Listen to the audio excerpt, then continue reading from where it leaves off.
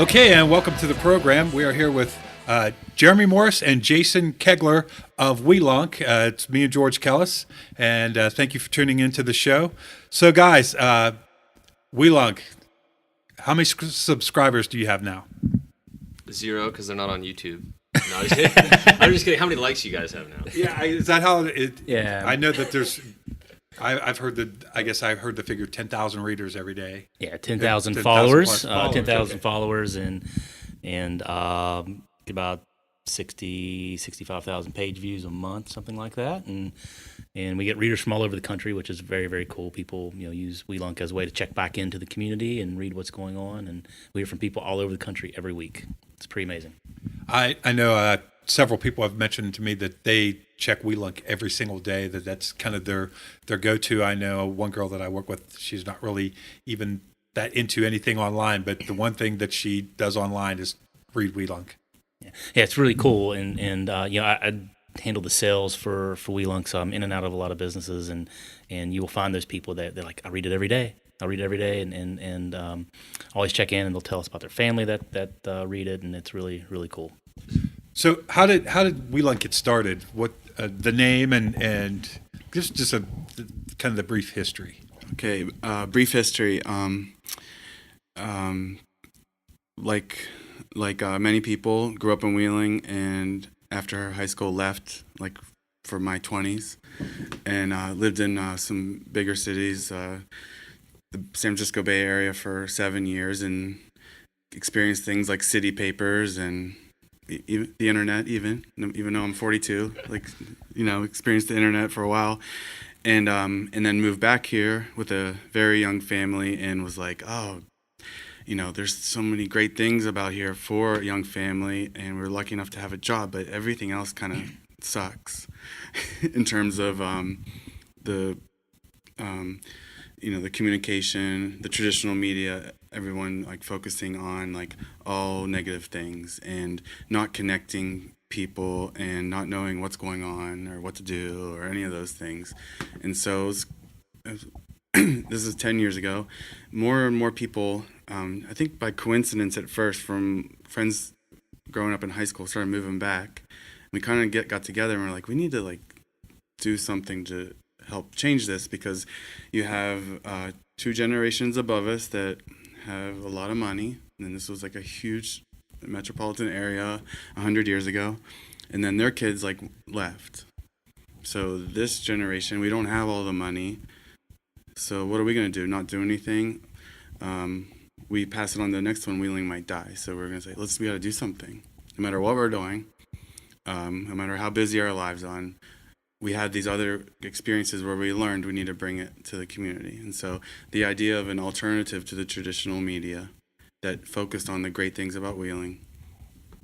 And yeah. To throw the math down here, blog equals boring, Wheeling equals boring, but Weelunk equals awesome. So tell me what you were bringing to people, expats and community members alike, that takes 2 things that, were boring 5 years ago, and now they're very chic because it's Weelunk. Well, I think we've in the creation process, which is 3 years ago, about this time, this summer, 3 years ago, we focused on some things. We wanted it to be super interesting, even to the way it looks. So if you're, I know you're not familiar because you don't watch movies for some reason, but any of the Wes Anderson movies, like Moonrise Kingdom specifically, we want it to look like Moonrise Kingdom, and he's that's a director who pays attention to every detail and goes a little hipstery, and so that's kind of the style we chose, and we wanted to have a cool, funky name, but it meant something. So Weelunk means place of the skull, a Delaware Native American original name of Wheeling, which is a really fascinating story in itself. And also, you would appreciate this, George, when you search Weelunk, it doesn't mean anything in the world. So day one, it was top Google search, and we didn't have to pay for it. Oh, that was the power move, digital power move. It was kind of luck, but that's what we say. We say we planned it. But it's clever, and most people don't know. They're just like, oh, Weelunk, that's a cool word. And then I explain it to them, and they're like, wow, holy crap, it's named that was what they called this place before we got here. Yeah, and it's really, and it has it's kind of the story is great. it's the first settlers that came in town. They got their heads chopped off and scalped, and their skulls planted on stakes at the mouth of Weelunk Creek where it meets the river. And it was like, don't come here. And place of the skull is Weelunk. And George Washington used the word Weelunk in his journals. That's what I mean. This isn't like a myth. It's for real. So anyway, we wanted the stories to reflect the same thing, and also the images. We wanted the pictures to look cool. Not to be critical of the newspaper, but especially at that time, you'd open the newspaper and there'd be like everyone's face would look orange and blurry, and their website was like 10 years old, and Channel 7 would, no offense, they would, every time there would be a story, it'd be like cars driving by on National Road, like, just, you know what I mean, like, just up the quality. The fact that you're using digital media means that newspapers, obviously, they can only print if they make a long article, then they have to have a lot of paper to print on, whereas for you guys to make a long article, doesn't really probably affect the cost. Same with photography. You can have the time to have really good photographs and select them rather than trying to capture video to make it on the news an hour later. Yeah. So you take it. I think it's great that you guys take advantage of the format that you've chosen. And you can edit it. If you mess up and someone calls you out, and you can fix it. Right. Yeah, so that's a benefit to us because we have a pretty small staff. So. Well, and this kind of comes up on my podcast a lot, is the image that people have of living in the Valley is changing. It used to be, I know I same as you, when I got out of high school, I wanted to get out of town, and almost everybody I went to high school with did the same thing. And then I kind of found myself back here, and my friends that I grew up with that moved away, they want to know why I'm still living here, that I was only supposed to come back for a couple of years.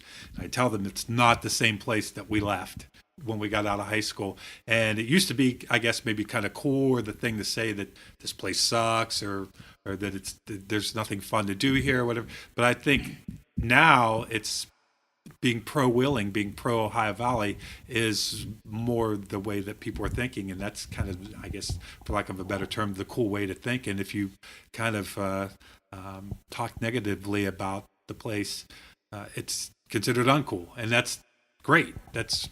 You guys are helping to achieve that goal already. Yeah, I think Weelunk really does help with that. I moved here. I'm not from Wheeling. I grew up in southern West Virginia, went to school in Morgantown, and found my way here in the summer of 2005.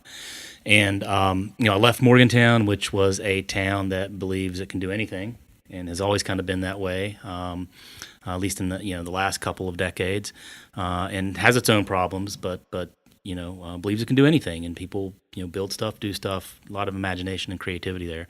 And I found myself in Wheeling, and it was a town that was still kicking itself in the shins from the past couple of decades of economic decline. But when I got here, I felt like the skids were on, and that was changing, and ORIC was happening, and Heritage Port had happened, and so these great things were, jobs were coming into downtown, and these great things were happening. And then the recession hit, and some of that stopped. But what happened during the recession was social media blew up, and then I think that's been a big advantage to Weelunk. Blog boring, Wheeling boring, mix the two with social media, and no longer boring because you can reach all the ends of the earth, and all the people that have left and not come back are like, oh, look what's going on. And so, it's really cool to be part of this. I was involved with the National Heritage Area for about a decade, and we used to sit around the office and be annoyed by how news was reported and how projects were reported. And so, I think Weelunk has played a critical role in changing that perception. Certainly, there's been some big projects that happened over the last few years, and the city and RED and the CVB have all put, and the Heritage Area have all put in time to some of the development projects. But Weelunk is a piece of positivity about the Valley every single day. And some days on social media, that might be the only positive thing somebody reads is what they see on Weelunk. And it's changing perceptions. And I think about you, James, when you said, you left the Valley and didn't think about coming back, and then you came back and you didn't want to leave. And that's the same story our mayor tells. Right. Glenn Elliott tells the exact same story. He's like, I'd left. I was done with D.C., being in the legal world there and coming back to Wheeling to figure out what next moves were, and he fell in love with his hometown again. And so it's pretty amazing what's going on here. And we're finding a lot more younger people that are really searching out jobs and trying to make a living here. It's really cool. Yeah, I know. I have a lot more friends now that are younger, in their 20s, that the thought of leaving really is not something that they ever considered. They just always knew that they were going to stay here, and that's great to see. And there really is a lot a lot of reasons to stay here. I know for me, I like the fact that it's just so eclectic. There's so many people that are passionately pursuing their own individual goals.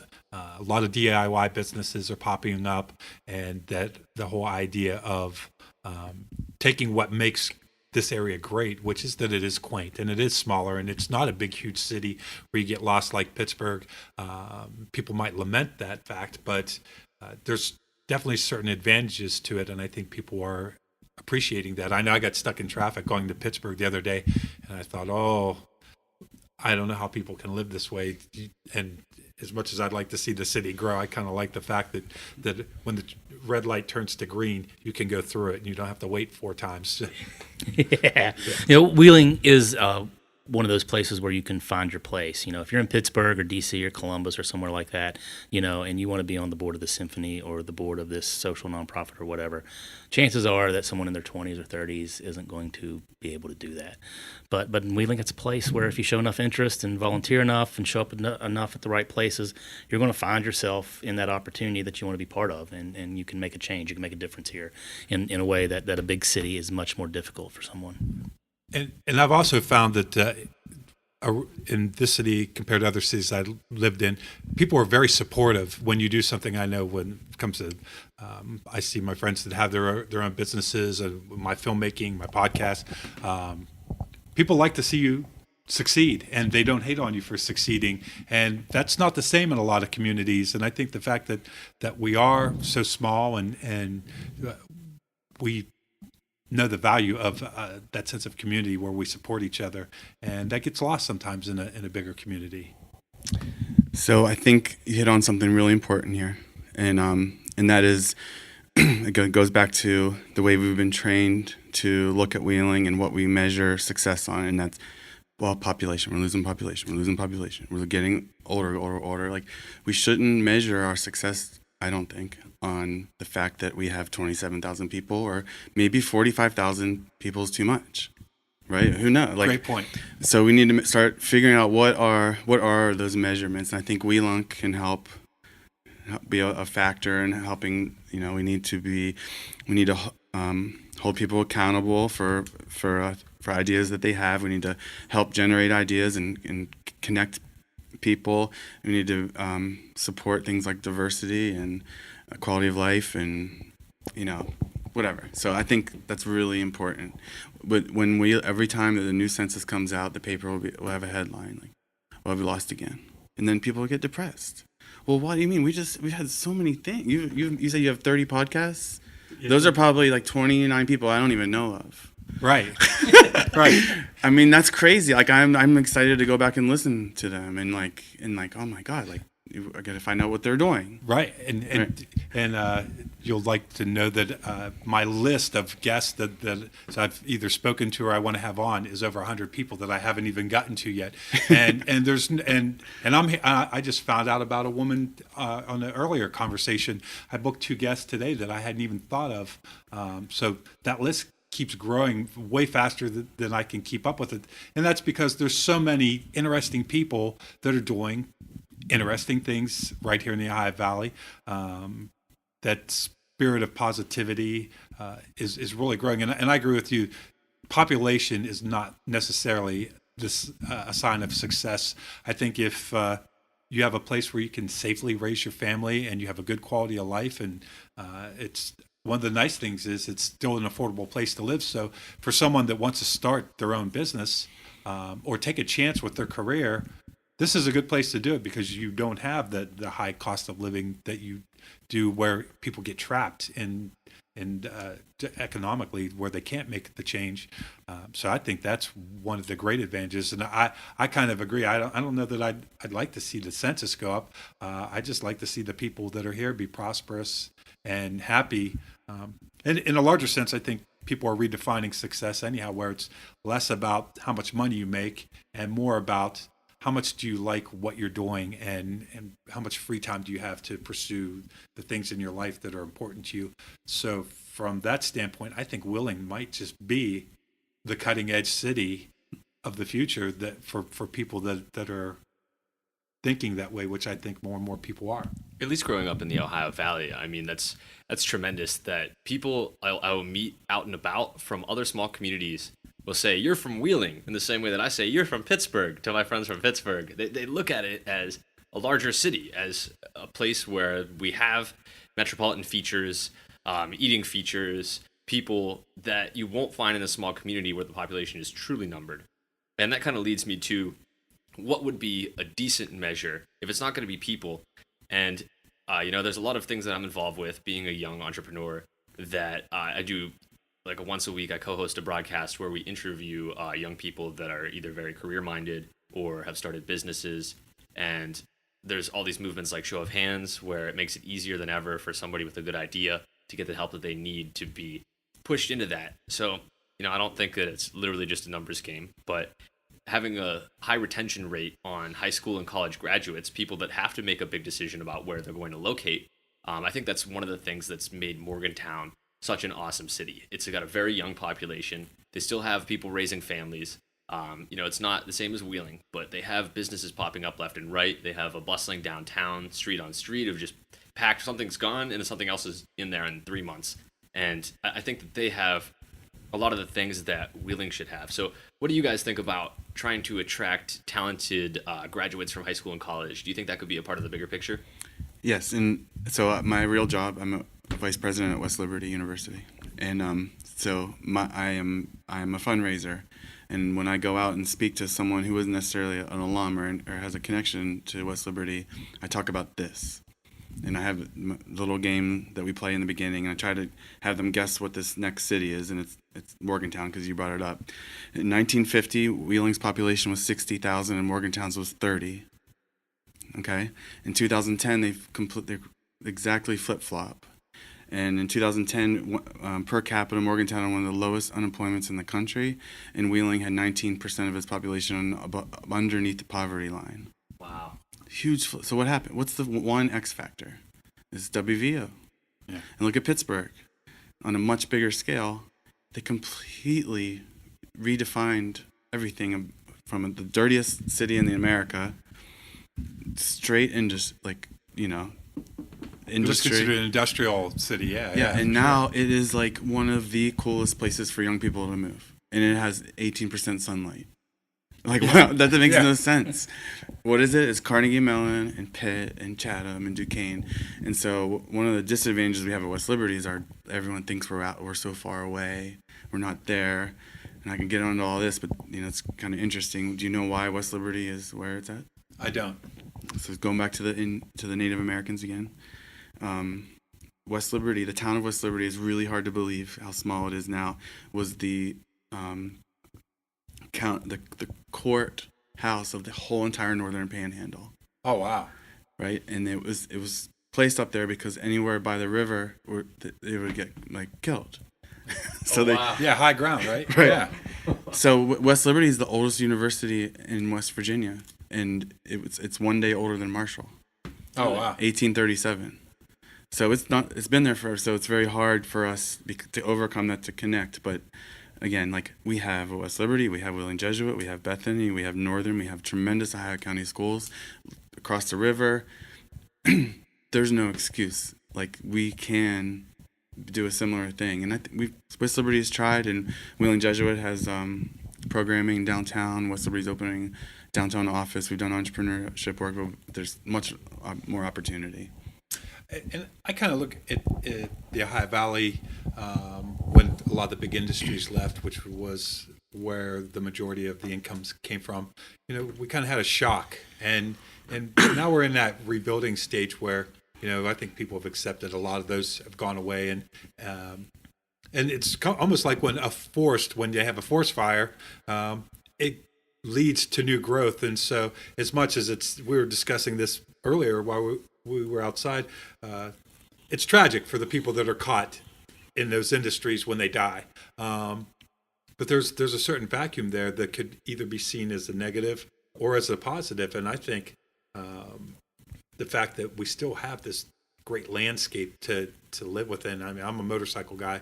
This is one of the most beautiful parts of the country to live in. And I don't think people realize how truly beautiful it is. And I love the fact that I can be in downtown Wheeling 1 minute and 10 minutes later be looking at a beautiful old farmhouse. And I think it's kind of the best of all the worlds. You have a lot of culture. We have a great symphony. We don't have a lot of everything, but we do have at least one of everything. Towngate Theater, what a great resource that is. That's a better community theater than most cities in the country have. So I think that we're very lucky, and we have Weelunk, right? So and really, it's true that it only takes a few things like that to shape the minds of people. And if you look at the overall population of the city, and if 10,000 people were checking it out regularly, that's huge, and that's a lot of power to shape the minds of the people. So I just think it's another one of the great resources of the High Valley. Yeah, you talk about shaping minds, and I really think Weelunk is content marketing for the community. We build an audience of people who love Wheeling, and we provide them with information that reinforces that love and understanding of the place every single day. And so it gives something for people to talk about. We uncover history mysteries. Steve Novotny's pretty good about uncovering things people have always been curious about, and has his kind of thumb on that pulse and able to scratch under the surface and so we're able to share things that people may have not known. Jerry Griffith does a phenomenal series that looks at mid-century Wheeling through the eyes of some of his family members and through their voices, and it's really, really cool. And Bill Hogan does the same thing. He calls it My Town, or his Wheeling, I think, My Town, and he talks about life growing up from childhood into old age, what life has been like being a Wheelingite for his entire life. And so we're able to sort of reinforce what people know and understand about Wheeling.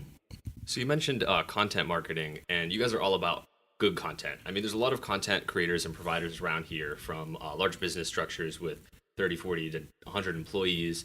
And there's you guys with one employee and a small team. I don't know if you're still at one, but it's a small group. It's like a group of friends that want to see Wheeling do well. So tell me a little bit more about, since we already know that you guys are producing the highest quality content. I mean, what can people, what can a small business purchase from you, marketing-wise, content-wise, to benefit their business? Do they buy photos, articles? How does that work?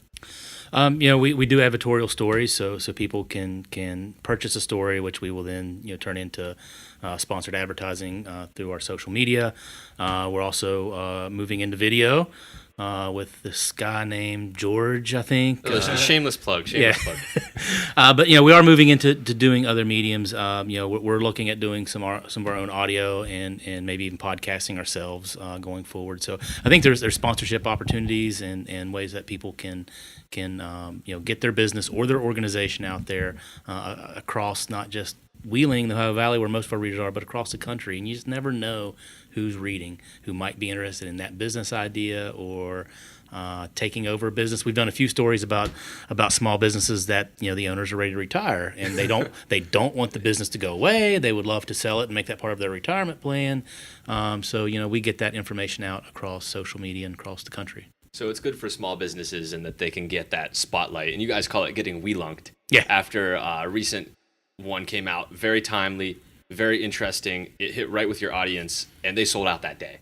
Yeah, Talkaholics. Steve did a story about them, and the story dropped, and then that evening, just everything. They I think they had to turn people away because they didn't have hardly any food to sell the rest of the day, and then we hear that happen, from time to time, and Avenue Eats was a similar situation. And I even mentioned earlier. Independent Films. You guys did a article before The Static and before Need or Greed, and both of the premieres of those were hugely successful. And I think a lot of that had to do with the fact that we got such great coverage. It wasn't only that we reached so many people, but the article was great. It was they had some amazing pictures, which really created a nice image for the movie, and I don't think we would have had nearly the numbers without having that exposure in such a quality way. Yeah, and you talk about photographs, and that's something else that I think small businesses should keep in mind when they're looking to promote themselves in this kind of venue. Is just constantly take good photographs. Hire a quality photographer to take photographs of your events, your special events, your day specials, whatever's going on, so that you have that, because that is huge. I think about the one story. You guys had a great cover photo, and so it just took off like crazy. And we've seen that with other stories. You'll have this phenomenal photograph that just captures a moment, and you can feel it, and that story just goes crazy. Truly is a picture is worth 1,000 words. Yeah. I mean, when it's done right. Yeah, I mean, it just creates that interest and curiosity, and then people open up the story and they read, and then they're glad they did. So, I mean, that's a piece of advice for any business or nonprofit out there listening. I mean, even day-to-day gigs, take those pictures on your cell phone. Creating content online, there's a difference between creating professional content and creating your own content. But I think small businesses never really tap into that, as they can leverage. So, for example, my friend Trent, the tree guy, a close friend of mine, helped me build a mile trail around my neighborhood. I told him to start a business. He's doing great 2 weeks in.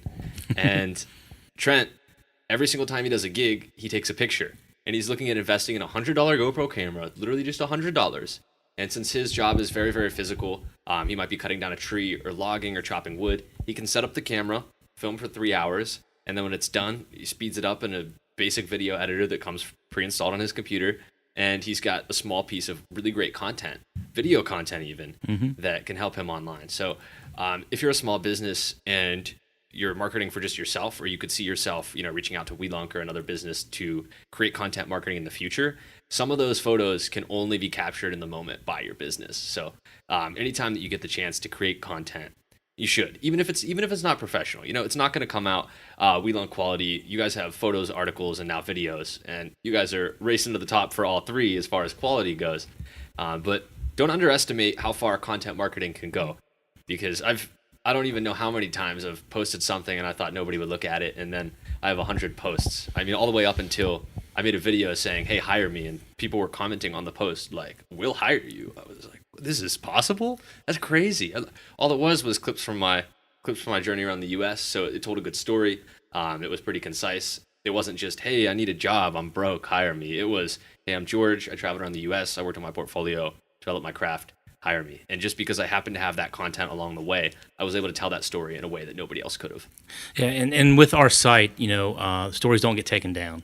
So, I mean, they're just there. All the stories from day one are there. And so that's, if there's stories written about your business, or if you buy a story for your business or organization, it's going to hang there, for what we hope is forever. And you'll be able to use it again and again. Yesterday, guess how many stories do you think are read per day? I counted yesterday for some reason. Okay, so you post 1 or 2 news stories a day? Yeah. We have 1,400 since we launched October 2014. We try for 1 a day at least. All right, so maybe 25. Okay, try 450. Oh Lord! Now a lot of them are 111, but people are constantly searching. So the content's still being shared even years after it was. Sometimes we're if we have time in our lives to look, I like looking at the analytics. It's fun, right?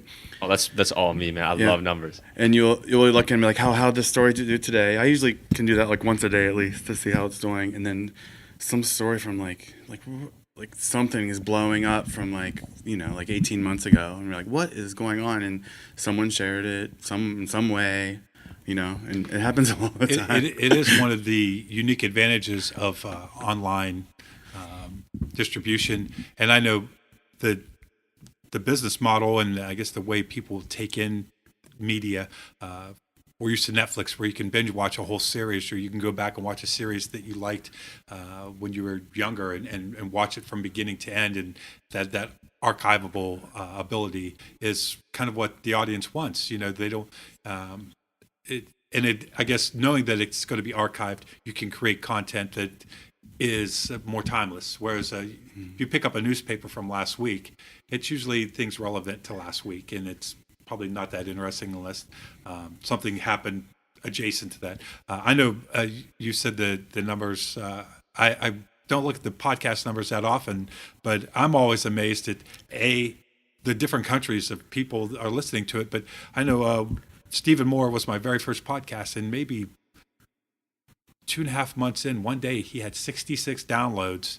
So he moved to the East Coast, I think Maryland, and maybe he played some shows there. He's a musician, and there was an article in the newspaper. I don't know what happened, but that one day he was hot. That day, 66 downloads, and it happens all the time where one of the podcasts that was released a while ago, all of a sudden we'll have a hot day and it'll get a bunch of new downloads, and that's something that you just don't get in any other avenue of distribution. So I like it. I like the fact that it's all archived the way Weelunk is, and because I will hear people talk about things that they read on Weelunk, because I'm not an online person too much, and I like that I can go back and look it up. I know George told me about the article on the Willing Mob, and I went back the next day and read all of them. Mm-hmm. Those are read every day. I mean, that's probably our, in terms of series, the highest one. But I like what you say about timeless, because that kind of evolved for us, because at first we were thinking news, and with the resources we had, and immediately we realized that just wasn't anything that was possible. And then I'm glad it's come to this, because we're not a competitor of the newspaper. We're a complement. We complement each other, because we're not here to compete with them. We're not here to make tons of money, obviously. Come on, guys! You gotta make enough money to pay the bills and keep the writers writing. We did. We're here today, but we're here because we want Weelunk to be better every day. That's why we're here. Well, and I think part of your success has to be because you're coming from a pure place where your goal is to make Weelunk a better place, and I think that shows in the quality and in just the content. If you're going for the buck, you might take cheap shots or do things just to make a dollar, and that would be reflected in the fact that your goals are pure, I guess, for lack of a better word. They're coming from a good place, and I think people pick up on that. And more people want authenticity. Yeah. They don't want to be lied to. They don't want to be led around by the mighty dollar. Mm-hmm. And the consumers and the public, they're savvy. They pick up on that. They might not even realize that they're picking up on it, but I think that things that I'm seeing that are becoming successful are the things that are very authentic. I love Later Gator, and I think the fact that they pour their heart and soul into that restaurant shows. You walk in there, the employees are happy. You can't make people act that happy. You have to create that atmosphere from your heart. Yeah. And Susan and Mitch, that's how they run the place, and the employees, that's how they feel about the place that they work, and the customers pick that up. Yeah. That's why they're having this great success. And let me say that's not easy. After being in Later Gator several times and featuring them in a lot of projects, you don't really get the vibe that they're just like singing Kumbaya with the employees. Like they're working hard. The restaurant is packed all the time. There are people trying to get in, and there's no seats. So they really press the pedal to the floor with their restaurant. And the fact that they are able to create and go so fast at the same time, as well as keep all of their employees engaged and happy with the experience, says a lot about how much they care about the process and not just the money funnel that is a successful business. And the fact that they care about every little detail about how the things are made, how people are going to be treated, how people are going to be seated at the restaurant. And, sometimes they take it to the public. On Facebook, people will be saying, I can't get a reservation. We don't have reservations. We only have 14 tables. They've literally thought through everything. And it shows when you go in there and eat, you'll never have a bad dish. You might wait a little bit longer, but you're certainly willing to do so because, hey, if you didn't have to wait a half an hour to get in, then, you're golden. So. Well, and the other thing, if you're coming from a pure place, is that these decisions, they come naturally, because that's just where your head is at. So any decision you make from that place, I think, tends to be the right decision. Yeah. So think about having 10,000 people at your fingertips, and you have a couple beers, and you get really pissed off at some situation in a small town. Like, for example, if your wife runs for the Board of Education and someone starts like an alternative Facebook page and spreads lies about you. That's lame. Whoever did that, Yeah. whoever would have done that if that actually happened, if it did happen. I don't know. You're Yeah. lame regardless. Whoever. So you're right. So but Weelunk, we have these parameters, and it's great because it's like later year they have like there's a culture. So what I wanted to write that night doesn't fit. So that's, I might just shove it off and then say thank God I didn't press publish. I feel the same with my podcast. It's positivity. It's not a place to gripe about the things that we don't like. It's supposed to be an uplifting experience listening to it. And even with filmmaking, the one thing I talk to the guys about, it's not about making money. It's about giving everybody the chance to experience making a film, the process. That's what I enjoy. And so more and more I model what we do after Towngate. So we want to make a great film, obviously, because it's there forever. But more than anything, I want people to have great experiences. I want them to have an experience that enriches their life in a way that they don't ordinarily get a chance to. It is kind of a unique opportunity because making a film is not something that you can just easily throw together, at least at the level that we're trying to do it. And same with the podcast. I want people to come on and have fun, and I want people that listen to it to have a good impression of the person that's of the guest, and a good impression of Willing. And I think so far that's we've been pretty successful at that. Yeah.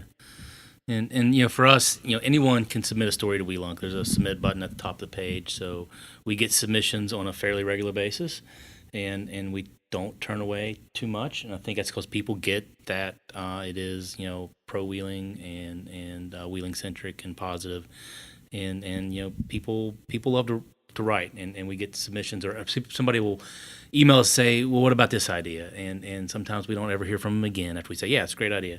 But normally we do. Most people write back with us in a few weeks, and here's my story, and here's the photos that go with it. And so it's a great community building event, and we call them Weelunkers, those that actively participate in this little project. And we are trying to build community, and like I said, give people the information they need to love this place. Well, I guess I didn't realize that people could submit and be published, and for people that always wanted to write something or just have something to say, to give them a chance to have a voice, and to an audience so big, that's an opportunity that not everybody gets. Certainly not with other outlets where you could just, other than maybe an editorial, which is kind of more marginalized, but to have a story on Weelunk, and just a person that has a regular job or a housewife or a college student, to be able to participate in that way, that's huge. And that is a great way to make them feel part of the community. Yeah, we had a great project last spring, maybe, with called Romantic Wheeling, and it was with Wheeling Park High School, and in their English class, I think it was their AP English class, and they wrote about Wheeling in the romantic style, and I think we had maybe a dozen or so different stories, and so we chose a couple a week, and we would hear from these students just how thrilled they were, and their teacher, she was just loved it. I mean, it was her idea. She was a student teacher, and so it was her idea to do this project and to get it onto Weelunk, and we would hear from her every time we'd post a story. We'd hear something, and how jazzed the students were that they were getting published. Last fall we followed Central Catholic through their homecoming week, and so the students, every day a different student wrote about the theme of that day. And what it means for homecoming at Central Catholic, and it was just a cool little project. So they supplied photos every day and something very just short and discreet couple hundred words maybe about their homecoming day of that week. It was really cool. Garden. Yeah, Betty's Garden's another one. A gentleman up at West Lib. Yeah, he's a professor. Retired professor. Yeah, well, you tell them about Betty's Garden. So, just to go in the opposite end of like the high school kids, we have Betty's Garden, which is Earl Nicodemus, his wife Betty, and it's from March until September of last year, once a month, chronicling and giving advice on how to take care of a backyard garden. Oh, that's awesome. It's just, I mean, there's so many that I could go through, but we always say that we've had 16-year-olds submit to 87-year-olds. We're over 250 right now, but we can do a much better job of, like, you don't know that you can do that, right? So that's always a struggle. And go a little bit back, but this is relative here, but like we would like to reach even more people and to do a better job of telling Weelung's story. And at some point, this labor of love is not going to be sustainable. Like, it's just like, if you all knew like what we did on a daily basis for $0, you would just probably, George would definitely fall off his chair. He'd be like, "You're an idiot." Money. But people like George and just meeting new people in our life, and Jeremy especially, like, we're at this really interesting crossroads right now where we're starting to be able to we're out of the woods a little bit, and we're able to, like, how can we be more sustainable? That's kind of like, we're at a really interesting, exciting place, actually. We want to diversify our writing. So we have one paid writer, and that's Steve Novotny, and then the Weelunkers. It'd be nice to have a team of paid writers that there's a little diverse in their perspectives. Like, so a female writer would be nice. Different ages, and so that's kind of the stage we're at. We're trying to figure out how we can grow to sustain that. The other thing we don't necessarily have that would be nice, that we're prioritizing, is that we have really good editors. Like, you rarely find a mistake in our stories, but we don't necessarily have this, like, strategic editorial staff that a lot of, like, news institutions have. And so, like, if we can get there, we have people we know that are very interested, but we'd have to find some funding for that as well. So what I mean by that is, like, we feel like it's important to go this direction for the month of October. How are we going to get there? Who's going to write what? We're not at that point, but I know we'll get there. Well, and kind of what you're doing is a new thing. So part of it is trial and error and figuring it out as you go along. And the nice thing is that being a smaller organization, and you're not a big corporate entity, that you can be flexible and you can make decisions. And I like the idea that somebody presents you with an idea, you don't have to run it through a board of directors before you decide to do it. You can float a test balloon, and if it works, it's great. And if it doesn't, you can move on. And that's definitely one of the advantages of the model that you have. Yeah, and I think this, for those of you out there interested in starting your own business, I think we did something really smart. And it came from knowing that this could provide a platform for bias, potentially. So we went out for a call for investors to get things started, to pay for the design, to pay for the branding, and to pay for Steve Novotny to write like 30 stories, which is super prolific, before we launched. But we did it. We went out and we worked hard, and we capped it at $1,000 investor. So we could have went to a couple of people probably and said, "Can we have like 30 grand?" But then where would we be right now? We'd be beholden to that person or to that corporation. And so I think that has really helped to where we are in terms of the influence that we have. The other cool thing is that we don't necessarily. No, never mind. I'm not going to say that part. So I guess details. The whole overarching thing is that, it takes a lot of hands to build Weelunk, and you guys are laying the groundwork for what will become, the future of Weelunk. You lay out the skeleton. You get the people to put up the money that it takes to get the website out there. You get Steve to write the stories to get people started. That leads to all of the bricks that are laid down by independent writers and people that submit. So in radio, there's syndication, which means your show is just on a different station or on lots of stations. But you guys have really opened up a way for people to syndicate their own content. So when I won Show of Hands in September 2015, I promised that I would make, I think, like 10 minutes of video on downtown businesses, and I covered all the past winners. And it really did not gain a lot of traction. I felt like it got really overlooked. But I was able to submit some of that to Weelunk, and most of my traffic on that project came from Weelunk's clicks on the articles. And I wrote a short article, had a video to go with it, just some good content. But that allowed me a new way to syndicate something, and that's something that hasn't been fully leveraged.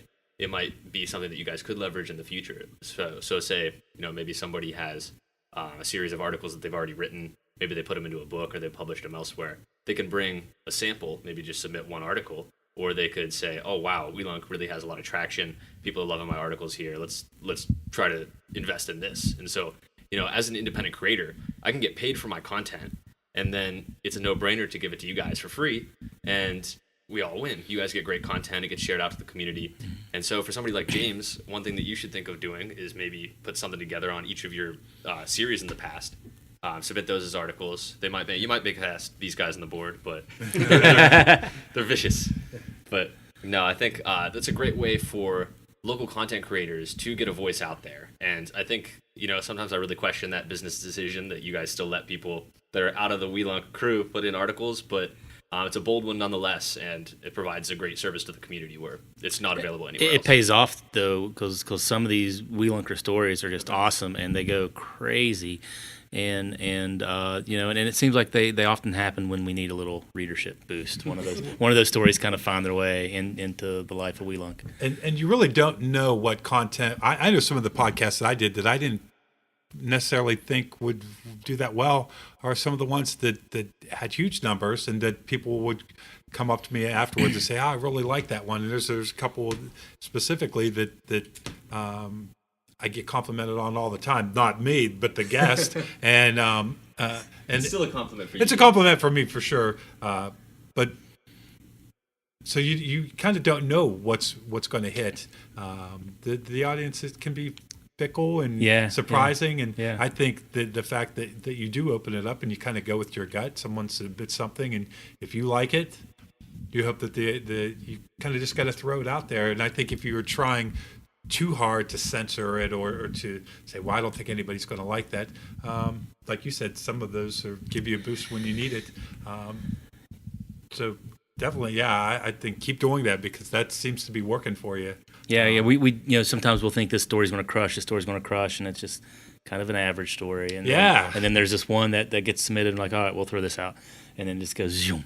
Yeah. And it's just, it goes over the moon, and it's always fun to watch those. You can watch analytics in real time, and so if we know we got a story that's going to be really good, we'll sit in front of our computers and just watch it light up across the country. It's it's so much fun, and it's funny because it's a map of the U.S. You deploy the story, and then all of a sudden you start seeing these little beacons light up across the country, and like Seattle and Texas and Detroit and all these places start lighting up reading the story. It's really cool. Do you guys have any inkling as to how it's spread so far outside of Wheeling? Yes, I can say and probably you might be similar, but from firsthand experience, when I lived in California, I was obsessed with Wheeling. I missed it. I want to know everything that was going on almost on a daily basis. I had DeCarlos shipped out to me. Sometimes my parents would send the newspaper to me, and it was just it's kind of insane. Maybe I'm a little bit insane, but I think most natives of Wheeling, expats who don't live here anymore, have similar interests. And Weelunk is their wheelhouse, because it's not just like the daily news that they're not going to have any kind of like awareness of, or like what kind of angle are they coming from. It's like, the numbering system at DeCarlos. Well, that hasn't changed for 45 years. Right. So it's like, hell yeah, I'm going to read that. That's awesome. I feel so good. I've missed my town. And so anyway, I would say it's almost 40% of our readership is outside, actually. I love the Elby series, because growing up, that was my favorite place to go, and it's such a big part of the Ohio Valley. Yeah. What amazes me about some of our readers is that it's the kids of parents who left. So it's people who've never lived in Wheeling. Oh, wow. Who read. They've come back for family reunions. They come back and go to Ogilvy. It's been their place to come back to, but they've never lived here. But they read Weelunk every day because they want to stay connected to the place. It's pretty amazing. They're probably looking at their parents going, "Why'd you leave?" Yeah. But I ran into a woman one day. I was out going just door to door, sales wise, and I walked into a store, and the lady that worked there, she has twin boys. One lives in Boston, one lives in Charleston, South Carolina. They read Weelunk every day. They're in their 20s. They just graduated from college, but it's their connection to home. We have a friend of mine was in California, LA, on business about a month ago, and he was at a piano bar. I won't say his name because don't want to reveal that part of it.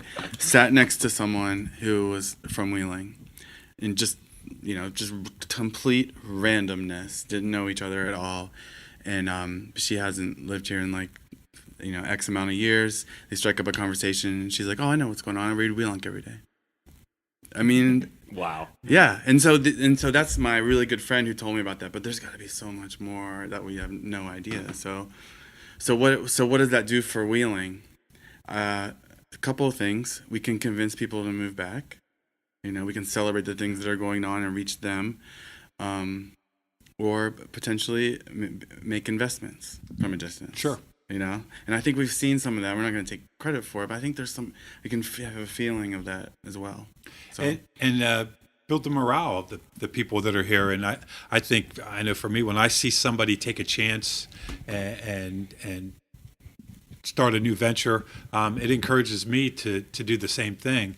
And I think that if you can make people more happy about the place they live and inspire people to maybe plant roots here and take a chance on themselves that maybe they ordinarily wouldn't.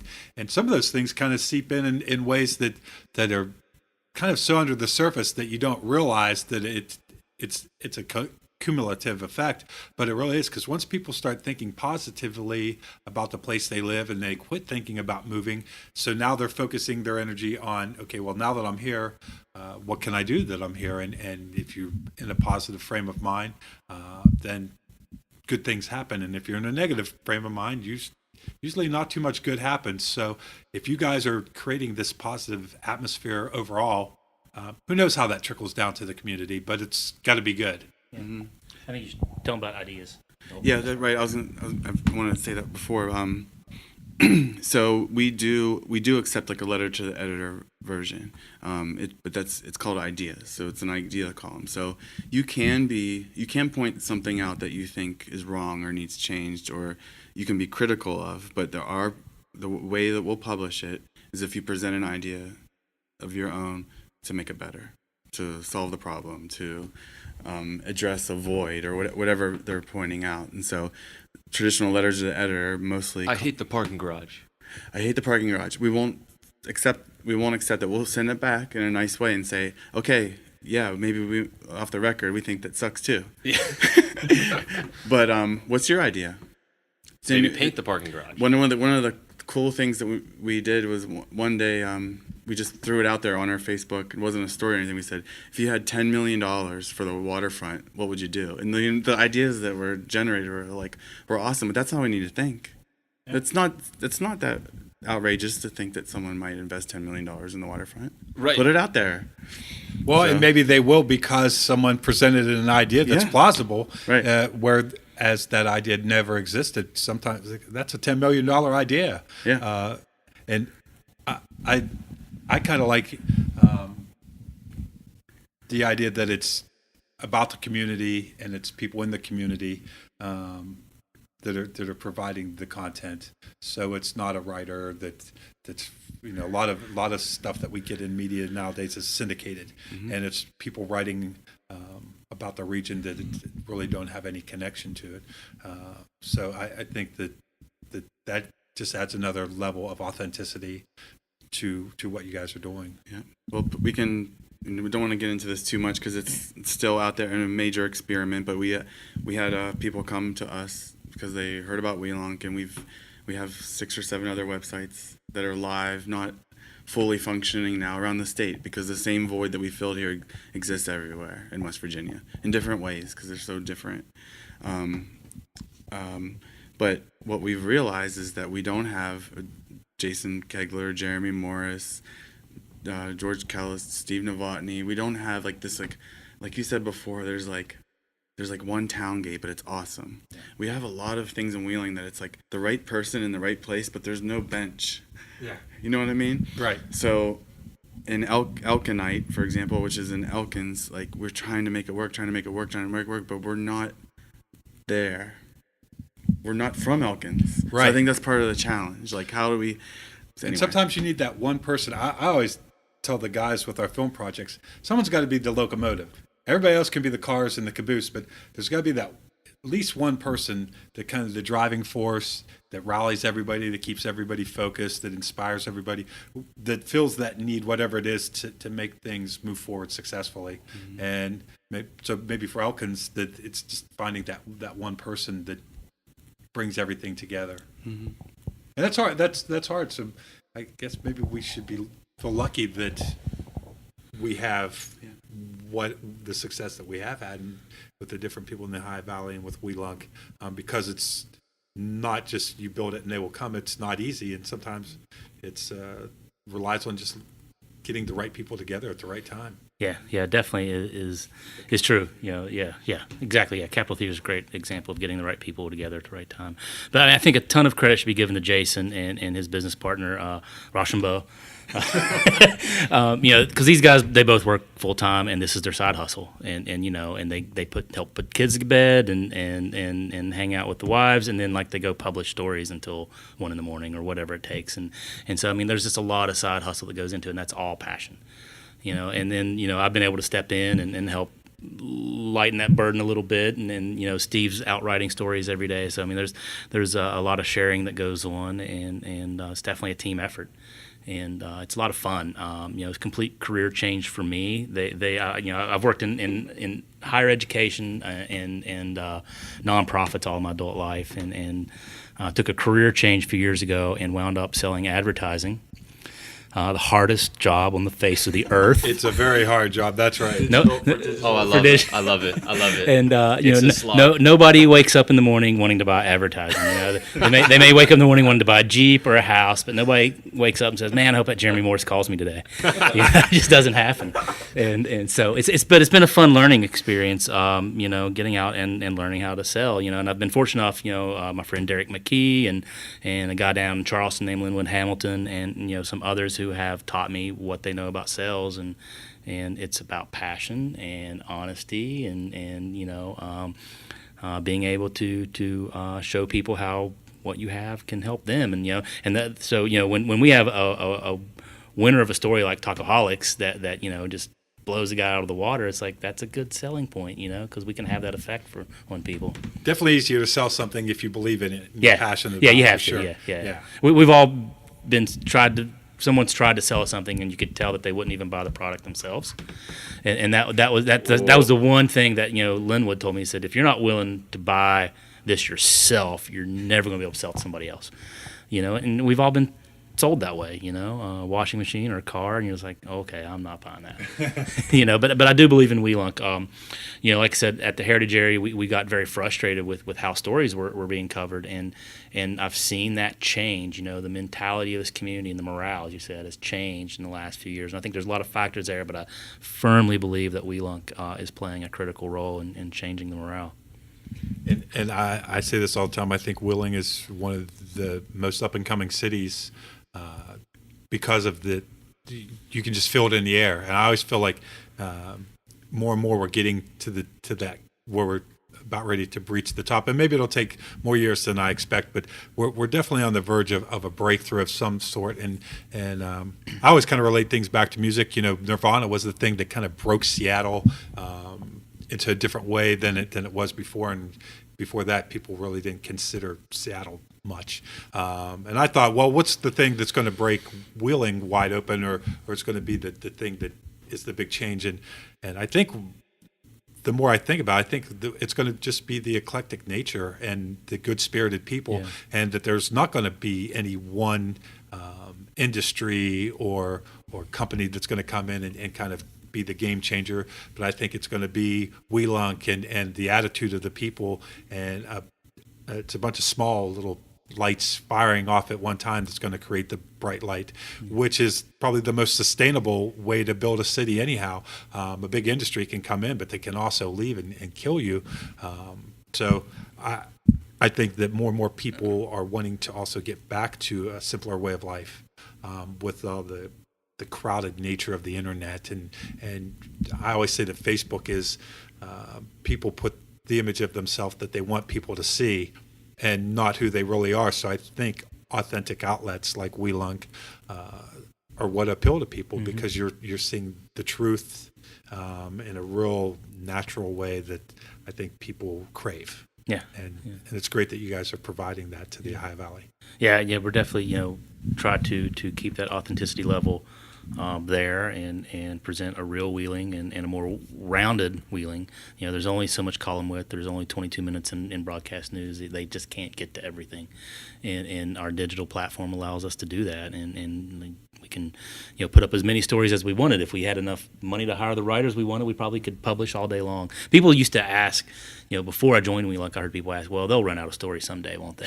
And we still hear that. We said the same thing. And no, we haven't. I mean, there's new businesses, there's new opportunities, there's new things. And that's the story. Up. Yeah, that is the story. Wheeling is the story. Yeah, Wheeling is the story. And you were talking about breakthrough. I mean, the breakthrough's happening. We're living through it. Every time I think a building redevelopment, I see a building redevelopment on the news, or I see contractors going into a building, I'm like, well, it'll plateau now. From the Flatiron building to the Bory warehouse. Every time one of those would pop up, I'd be like, it'll plateau now.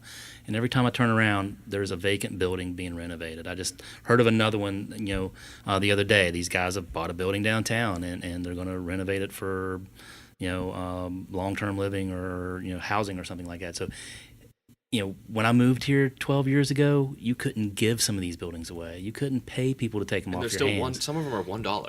Yeah, and so it's pretty amazing to see this. I keep getting blown away every time I see a new development project in downtown. It's amazing. And the more that happen, the more that they're likely to happen. It definitely has a snowball effect. And again, I think that does come back to you guys creating a positive attitude about the area, about Wheeling. It can only do good things for Wheeling.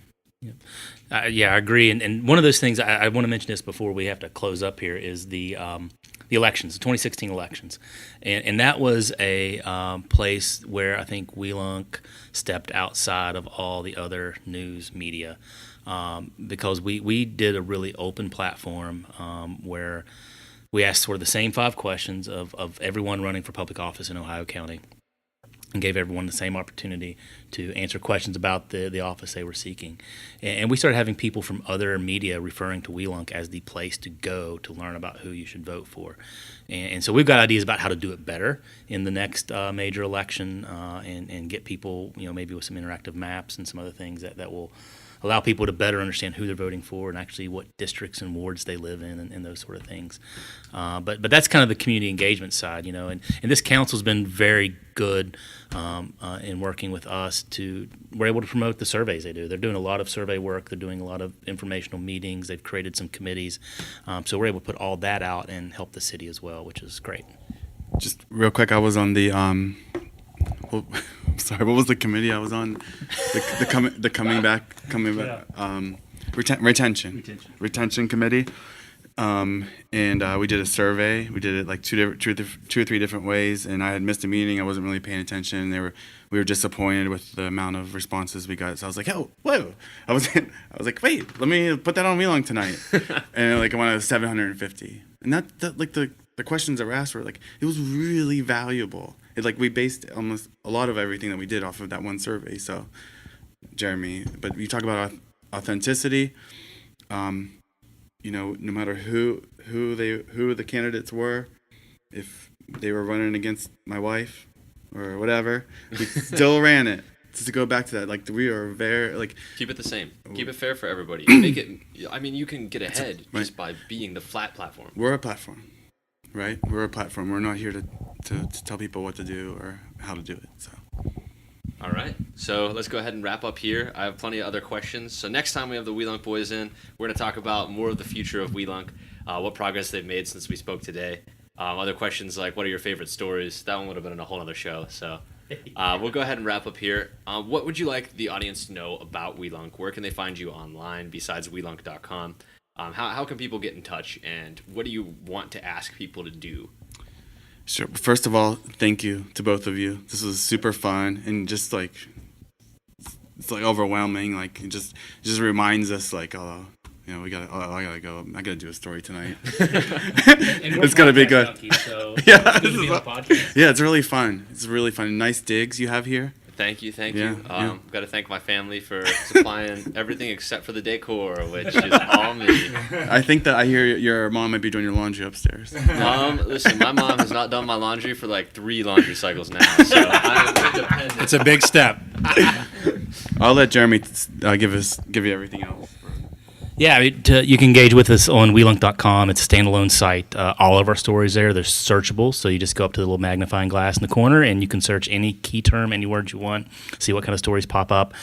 Click the submit button, submit us an idea or a full story.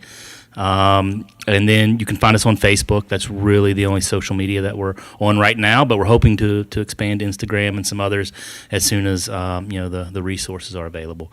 But interact with us there. Please follow. Please encourage your family and friends. Share out stories. That's the most important thing you can do is share out stories. Awesome.